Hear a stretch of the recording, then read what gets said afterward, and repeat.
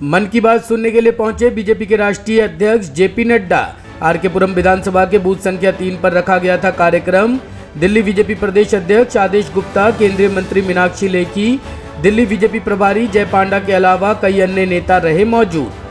प्रधानमंत्री नरेंद्र मोदी की 83वीं मन की बात सुनने के लिए भारतीय जनता पार्टी के राष्ट्रीय अध्यक्ष जेपी नड्डा पहुंचे। आरके पुरम विधानसभा के मोतीबाग बूथ संख्या 3 पर वह पहुंचे। उनके साथ केंद्रीय राज्य मंत्री और नई दिल्ली लोकसभा से सांसद मीनाक्षी लेखी, दिल्ली बीजेपी प्रदेश अध्यक्ष आदेश गुप्ता, दिल्ली बीजेपी प्रभारी जय पांडा, बीजेपी मीडिया प्रभारी और राज्यसभा सांसद अनिल बलूनी, जिला अध्यक्ष प्रशांत शर्मा के अलावा बड़ी संख्या में स्थानीय बीजेपी के कार्यकर्ता और स्थानीय लोग शामिल हुए। इस कार्यक्रम का आयोजन आरके पुरम विधानसभा से पूर्व विधायक अनिल शर्मा ने की थी।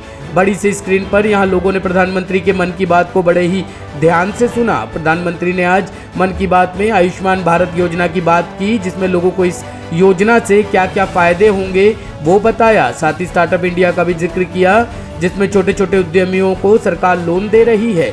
उन्होंने आने वाले 6 दिसंबर को बाबा साहेब भीमराव अंबेडकर की पुण्यतिथि पर उनके सेवा और योगदान को याद करने की बात कही।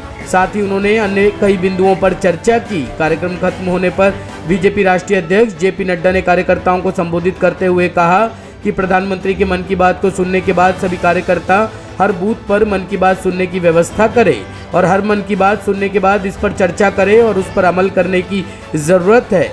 आज के कार्यक्रम में अपने राष्ट्रीय अध्यक्ष को अपने बीच होने से बीजेपी के कार्यकर्ता काफी उत्साहित थे।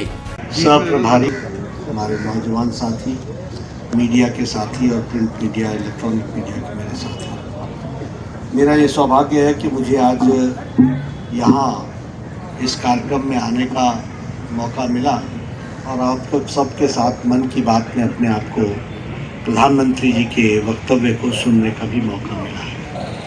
मेरा यहाँ 2 महीने पहले हर संडे मेरा कहीं न कहीं बाहर का कार्यक्रम रहा, इसलिए मुझे मन की बात में देश के किसी और कोने में, किसी और स्थान पर मन की बात में जुड़ने का मौका मिला।